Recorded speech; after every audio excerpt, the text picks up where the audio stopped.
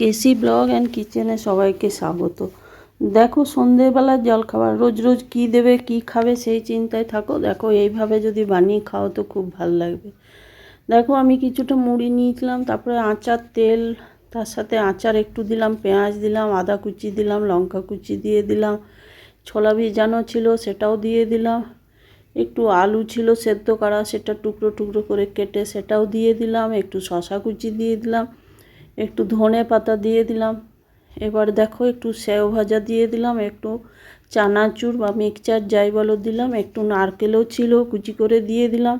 তোমরা সব জিনিসটা যদি না থাকে মোটামুটি কয়েকটা জিনিস থাকলেও হবে, যেমন পেঁয়াজ তো থাকেই, পেঁয়াজ বলো, চানাচুর বলো, আচার তেল বলো, লঙ্কা আদা এগুলো তো থাকেই, ধনে পাতাও থাকে। এইগুলো মিলিয়েও যদি সন্ধ্যাবেলায় বাচ্চাদিকে দাও তারাও খাবে, আর রোজ রোজ চিন্তাটাও দূর হবে কী দেবো কী খাবো।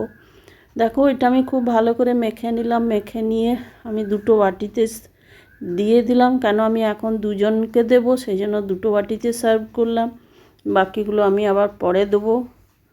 এইভাবে তোমরা যদি বানিয়ে খাও, শশা বলো, মূলো শীতকালে মূলো থাকলে মূলো মটরশুঁটিও দেওয়া হয়, তো শশা বা নারকেল যাই বলো সেগুলো পেটেও যায় আর বাচ্চাদের জন্য খুবই ভালো এই গরমের সময়।